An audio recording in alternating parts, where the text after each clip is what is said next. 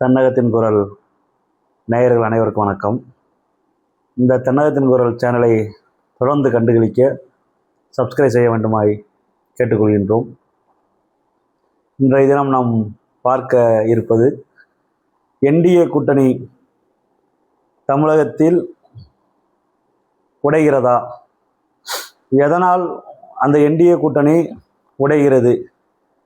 தேசிய ஜனநாயக கூட்டணியில் இருந்து அதிமுக கலட்டிவிடப்படுகிறதா அல்லது கலறுகிறதா என்பதை தான் இன்று நாம் அறிய உள்ளோம். தேசிய ஜனநாயக கூட்டணியில் அதிமுக, பாமக, தமிழ் மாநில காங்கிரஸ், புரட்சி பாரதம், தேசிய முற்போக்கு திராவிட கழகம் உள்ளிட்ட கட்சிகள் இணைந்து கடந்த 2021ஆம் ஆண்டு நடந்த சட்டமன்ற தேர்தலை சந்தித்தது. அவ்வாறு சந்தித்த இந்த என்டிஏ கூட்டணி தமிழகத்திலே 75 தொகுதிகளில் வெற்றி பெற்றது. அதில் அனைத்து இந்திய அண்ணா திராவிட முன்னேற்ற கழகம் மட்டும் 69 தொகுதிகளிலும், பாரதிய ஜனதா கட்சி 4 தொகுதிகளிலும், அதனுடைய கூட்டணியில் இரட்டை இலச்சினத்தில் போட்டியிட்ட புரட்சி பாரதம் கட்சி 1 தொகுதியிலும் வெற்றி பெற்றது. இந்த சூழ்நிலையில் 2024ஆம் ஆண்டு நடைபெற்ற மக்களவைத் தேர்தலில் தமிழகத்தில் என்டிஏ கூட்டணியில் அனைத்து இந்திய அண்ணா திராவிட முன்னேற்ற கழகம் கடைசி வரை இருந்து தேர்தல் அறிவிப்பதற்கு சில மாதங்களுக்கு முன்பாக, அதாவது ஜனவரி மாதத்தில் என்டிஏ கூட்டணியிலிருந்து இந்த அனைத்து இந்திய அண்ணா திராவிட முன்னேற்ற கழகம் விலகி தனித்து ஒரு அணியை அமைத்து சில தொகுதிகளில் 2ஆம் இடமும் சில தொகுதிகளில் 3ஆம் இடமும் பெற்றது. அவ்வாறு பெற்ற இந்த என்டிஏ கூட்டணியில் இருந்து விலகிய அதிமுக சில தொகுதிகளில் 4வது இடம் கூட சென்றது. டெபாசிட் பறிகொடுத்த தொகுதியும் உண்டு. அதன் பிறகு சில நிர்பந்தங்களால் தேசிய ஜனநாயக கூட்டணியில் அனைத்து இந்திய அண்ணா திராவிட முன்னேற்ற கழகம் இந்த 2025 ஜனவரி பிப்ரவரி மாதங்களில் அதனுடைய தலைவர் அமித்ஷாவை சந்தித்து இணைந்து அந்த கூட்டணியில் தான் இன்றைய நிலையில் தொடர்ந்து பயணித்து கொண்டிருக்கின்றது. அடுத்த ஆண்டு ஏப்ரல் மாதம் நடைபெற உள்ள தமிழக சட்டசபை தேர்தல் மீண்டும் ஒரு புயலை கிளப்பியுள்ளது. ஒரு 2 தினங்களுக்கு முன்பு தமிழகம் வந்திருந்த மத்திய வர்த்தகத்துறை அமைச்சர் பியூஷ் கோயல் அவர்களை அவர் சந்தித்திருந்த நட்சத்திர விடுதியில் திரு எடப்பாடி பழனிசாமி அவர்களும் அதனுடைய சில மூத்த முன்னாள் அமைச்சர் பெருமக்களும் சந்தித்தார்கள். அவ்வாறு சந்திக்கும் பொழுது அவர்கள் ஒரு பட்டியலை பியூஷ் கோயல் அவர்களிடம் வழங்கியதாக தெரிவித்துவிட்டு அந்த பட்டியலை தனிப்பட்ட முறையில் சில ஊடகங்களுக்கு அனுப்பியதாக தெரிகின்றது.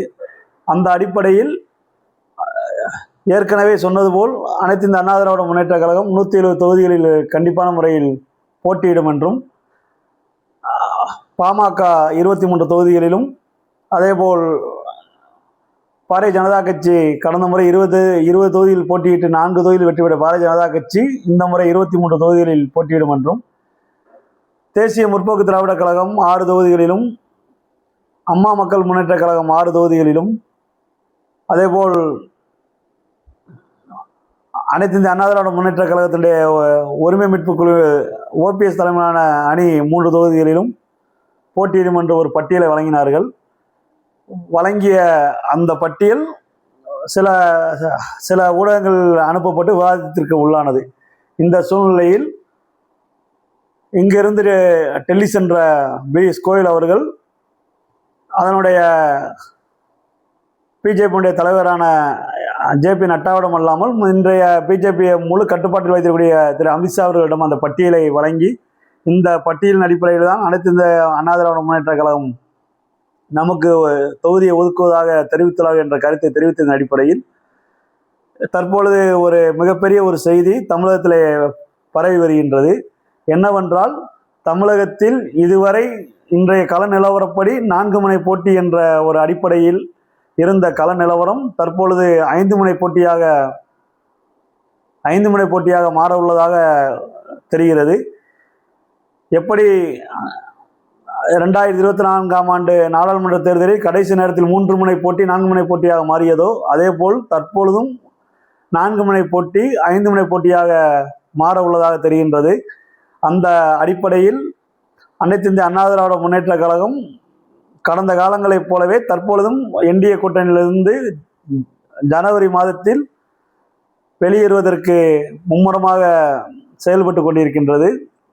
காரணம், அவர்களுக்கு என்டிஏ கூட்டணியில் திரு டிடிவி தினகரனையோ திரு ஓபிஎஸ்ஐயோ சேர்ப்பதற்கு தயக்கம் காட்டி வருவதால் இந்த கூட்டணியிலிருந்து வெளியேறுவது முதல் காரணமாக இருக்கிறது. இரண்டாவது காரணம், நாம் 170 தொகுதிகளுக்கு குறையாமல் போட்டியிட்டால் மட்டுமே நாம் தமிழகத்திலே தனி மெஜாரிட்டியில் கூட்டணி ஆட்சி இல்லாமல் ஆட்சி அமைக்க முடியும் என்ற ஒரு நிர்பந்தம் திரு எடப்பாடி பழனிசாமி அவர்களுக்கு உள்ளது. அந்த அடிப்படையில் தான் அவர் சில முக்கியமான ஒரு அரசியல் நகர்வுகளை அவர் செய்து வருகின்றார். அந்த அடிப்படையில் தற்பொழுது நாம் என்டிஏ கூட்டணியிலிருந்து வெளியேறினால் சில கட்சிகள் என்டிஏவில் சேரும். அதனால் கடைசி நேரத்தில் நாம் ஜனவரி கடைசி அல்லது பிப்ரவரி முதல் வாரத்தில் நாம் என்டிஏ கூட்டணியிலிருந்து வெளியேறினால் கூட்டணி அமைப்பதற்கு யாருக்கும் எந்த வாய்ப்பும் இருக்காது என்ற ஒரு அடிப்படையில் ஒரு காய்நகரத்தை நகர்த்தி வருகிறார். அந்த அடிப்படையில் தமிழகத்தில் 5 முனை போட்டி உருவானால் தமிழக வெற்றி கழகம் தனியாக ஒரு அணி அமைத்து போட்டியிடக்கூடிய ஒரு வாய்ப்பு இல்லாமல் தனி கட்சியாக மட்டும் தமிழக வெற்றி கழகம் போட்டியிடக்கூடிய ஒரு சூழ்நிலை உருவாகும். காரணம், அங்கு சென்ற திரு செங்கோட்டையன் அவர்கள் பிஜேபியினுடைய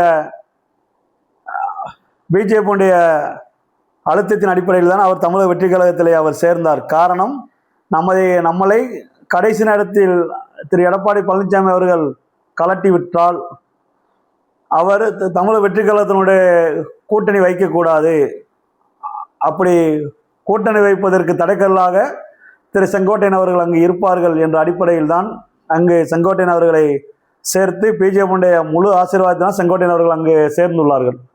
முதல் காரணம். இரண்டாவது காரணம்,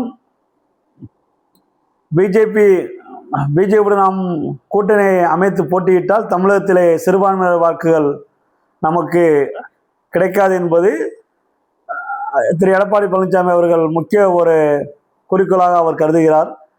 அவ்வாறு அவர் சிறுபான்மையினர் வாக்குகளை தனிப்பட்ட முறையில் ஏற்கனவே திரு விஜய் அவர்கள் பிரிக்க இருக்கிறார்.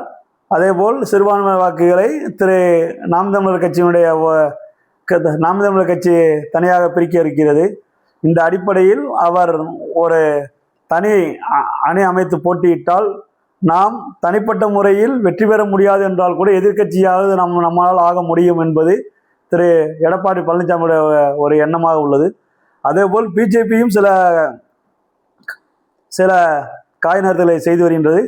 எடப்பாடி பழனிசாமி தமிழகத்திலே நம்மை கழட்டி விட்டு தனி அணியை அமைத்தால் நாம் மீண்டும் திரு அண்ணாமலை அவர்களை களத்திலே இறக்கிவிட்டு ஏற்கனவே 2024 நாடாளுமன்ற தேர்தலில் எவ்வாறு சில தொகுதிகளில் அனைத்து இந்திய அண்ணா திராவிட முன்னேற்ற கழகத்தை நாம் 3ஆம் இடத்துக்கு தள்ளினோமோ அதே மாதிரி மீண்டும் நாம் ஒரு தனி அணை அமைத்து நயனார் நாகேந்திரன் அவர்களை பாரதிய ஜனதா கட்சியினுடைய தலைவர் பதவி மாற்றிவிட்டு திரு அண்ணாமலை அவர்களை பாரதிய ஜனதா கட்சியின் தலைவராக உருவாக்கினால் அந்த கூட்டணியில் மீண்டும் திரு டிடிவி தினகரன் அவர்கள், திரு ஓபிஎஸ் அவர்கள், திரு அன்புமணி ராமதாஸ் அவர்கள், அதேபோல் தேசிய முற்போக்கு திராவிட கழகத்திற்கு எதிர்வரக்கூடிய 2029ஆம் ஆண்டு நாடாளுமன்ற தேர்தலில் தங்களுக்கு அமைச்சரவையில் பங்கு என்ற அடிப்படையில் தனியாக ஒரு காய்நகரத்தில் உருவாக்கி அந்த 2வது அல்லது 3வது இடத்தை தமிழக வெற்றி கழகமா அல்லது என்டிஏ கூட்டணி தேசிய ஜனநாயக கூட்டணி பிடிக்குமா என்பதை ஒரு கள நிலவரத்தை உருவாக்கி அனைத்து இந்த அண்ணா திராவிட முன்னேற்ற கழகத்தை 4ஆம் இடம் தள்ளுவதற்கு தேசிய ஜனநாயக கூட்டணியும் தயாராக உள்ளதாக தான் தற்போது கள நிலவரமாக உள்ளது. அவ்வாறு ஒரு அணி தேசிய ஜனநாயக கூட்டணி தலைமையில் 2024ஆம் ஆண்டு நாடாளுமன்ற தேர்தலில் உருவான அணி போல் மீண்டும் ஒரு அணி உருவானால் தமிழகத்திலே கண்டிப்பான முறையில் 5 முனை போட்டி உருவாகும். அவ்வாறு 5 முனை போட்டி உருவானால் 2026 சட்டமன்ற தேர்தலில் அனைத்து இந்த அண்ணா திராவிட முன்னேற்ற கழகம் கண்டிப்பான முறையில் காணாமல் போய்விடும். அவ்வாறு அனைத்து இந்திய அண்ணா திராவிட முன்னேற்ற கழகம் காணாமல் போனால் 2026 சட்டமன்ற பொதுத் தேர்தலுக்கு பிறகு அனைத்து இந்திய அண்ணா திராவிட முன்னேற்ற கழகத்தில் மிகப்பெரிய ஒரு உட்கட்சி பிரச்சனை, மிகப்பெரிய ஒரு உட்கட்சியில் ஒரு கலவரம் வெடிக்கும். அவ்வாறு கலவரம் வெடிக்கும் பொழுது அங்கு இருக்கக்கூடிய முன்னாள் அமைச்சர் பெருமக்களை நாம் ஏற்கனவே எடுத்து வைத்துள்ள அமலாக்கத்துறையினுடைய அனுமதியோடு அமலாக்கத்துறையுடைய பெட்டிஷன் அடிப்படையில் சில முன்னாள் அமைச்சர்களை கைது வலயத்திற்குள் கொண்டு வந்து அந்த அனைத்து இந்த அண்ணா திராவிட முன்னேற்ற கழகத்தை ஒட்டுமொத்தமாக காலி செய்வது என்பது இன்றைய பிஜேபியினுடைய அஜெண்டாவாக உள்ளது. இதற்குரிய முழு வேலையும் இன்று பிஜேபி செய்து கொண்டிருக்கின்றது. இதற்கு 5 முனை போட்டியாக தமிழகத்தில் உருவாகுமா அல்லது 4 முனை போட்டியிலே இந்த தமிழகம் தேர்தல் களத்தை சந்திக்குமா என்பது எல்லாம் வரக்கூடிய ஜனவரி முதல் வாரத்தில் தமிழகத்திற்கு வரக்கூடிய மத்திய உள்துறை அமைச்சர் அமித்ஷா அவர் கையில் தான் உள்ளது. எந்த அளவுக்கு இந்த அனைத்து இந்திய அண்ணா திராவிட முன்னேற்ற கழகம் தமிழகத்திலே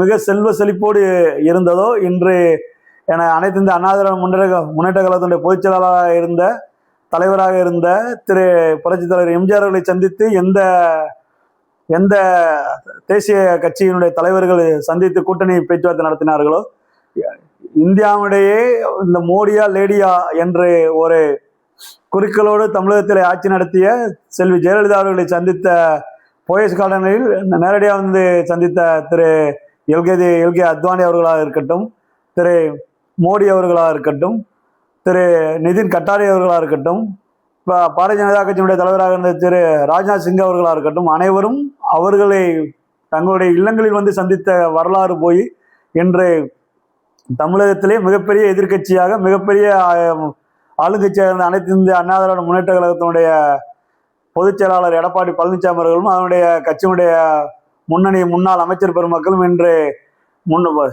சாதாரண ஒரு மத்திய அமைச்சர்களை சந்திக்கக்கூடிய நட்சத்திர விடுதியில் போய் இன்று சந்திக்கக்கூடிய ஒரு காலம் உருவாகி உள்ளது. இதற்கு முதற் காரணம் அனைத்து இந்திய அண்ணா திராவிட முன்னேற்ற கழகம் 4 பிரிவுகளாக பிரிந்து கிடப்பதே. தமிழகத்திலே ஆள வேண்டும் என்பது திராவிட இயக்கங்கள் மட்டும்தான் ஆள வேண்டும். திராவிட இயக்கங்களால் மட்டும்தான் தமிழகத்திலே இவ்வளவு மிகப்பெரிய ஒரு வளர்ச்சியை மக்களுக்கு கொடுக்க முடிந்தது. மீண்டும் மீண்டும் மக்கள் விரும்புவது தேசிய கட்சியான பாரதிய ஜனதா கட்சி தமிழகத்தில் எந்த சூழ்நிலையிலும் ஆட்சி அமைக்க முடியாது. அப்படி ஒரு சூழ்நிலை அனைத்து இந்திய அண்ணா திராவிட முன்னேற்ற கழகம் உருவாக்கக்கூடாது என்பதுதான் இன்றைய மக்களுடைய கருத்தாக உள்ளது. தமிழகத்திலே வரக்கூடிய 2026 சட்டமன்ற தேர்தல் 4 முனை போட்டியா 5 முனை போட்டியா என்பது பாரதிய ஜனதா கட்சியினுடைய உள்துறை அமைச்சர் திரு அமித்ஷா அவர்கள் ஜனவரி முதல் வாரத்தில் தமிழகத்திலே வரும்பொழுது அதற்குரிய விடை கிடைக்கும் என்பது இன்றைய கள நிலவரம். நன்றி.